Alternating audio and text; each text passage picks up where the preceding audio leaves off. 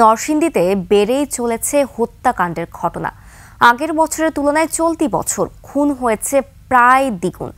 দায়িত্বে থাকা অবস্থায় খুন হয়েছেন এমপি, পৌর মেয়র, কলেজ ছাত্র, সংসদের জিএস সহ রাজনৈতিক নেতাও। তুচ্ছ কারণেও খুনের শিকার হচ্ছেন অনেকে। নরসিংদী প্রতিনিধি মাখন দাসের তথ্য ভিডিওতে দেখুন ডেস্ক রিপোর্ট। আপনার প্রিয় কাপড়ের যত্নে এলো এনজাইম সমৃদ্ধ Arik silver wash detergent powder 500 গ্রাম মাত্র 70 টাকা। প্রিমার্ক।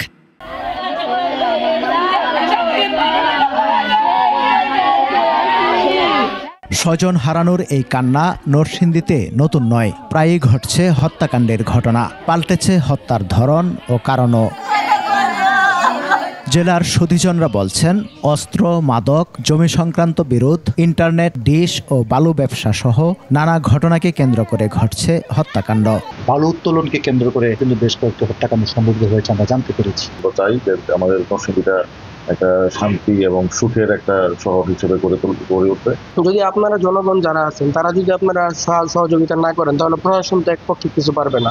এসপির মধ্যে তারা আক্রমণ করছে সন্ত্রাসীরা কিছু তাদের জন্য। তুচ্ছ ঘটনা হোক আর বড় ঘটনাই হোক, কোনো ঘটনারই তো আইন শৃঙ্খলা নিয়ন্ত্রণে নেই, যার ফলে অপরাধ প্রবণতা বাড়ছে। জেলা পুলিশের তথ্য বলছে, 2023 সালের সেপ্টেম্বর থেকে 2024 সালের আগস্ট পর্যন্ত খুনের ঘটনা ঘটে 64টি। পরের বছর একই সময়ে হত্যাকাণ্ডের শিকার হন 120 জন। মামলা হয়েছে 119টি। বাড়ার কারণ ওই আধিপত্য বিস্তার নিয়ে অনেক সময় সহিংসতা হয়, সেটাই। আর এমনি অন্য কোনো বিষয় আমাদের নজরে আসে নাই। এই এমনি পারিবারিক বিষয় নিয়ে বিভিন্ন ধরনের হত্যাকাণ্ড হয়ে থাকে। সর্বশেষ যে রিজভি হত্যা আমাদের যে আসামি যারা ছিল তাদের ম্যাক্সিমামই আমরা অ্যারেস্ট করতে সক্ষম হয়েছি। শুধুমাত্র খুনের মামলা না, যে কোনো মামলা আসামির ক্ষেত্রে আমরা কিংবা ভিকটিম উদ্ধার করতে আমরা যাই। প্রতিটি হত্যার ঘটনায় পুলিশ দ্রুততম সময়ে মামলা ও আইনি পদক্ষেপ গ্রহণ করছে বলেও জানান এই কর্মকর্তা।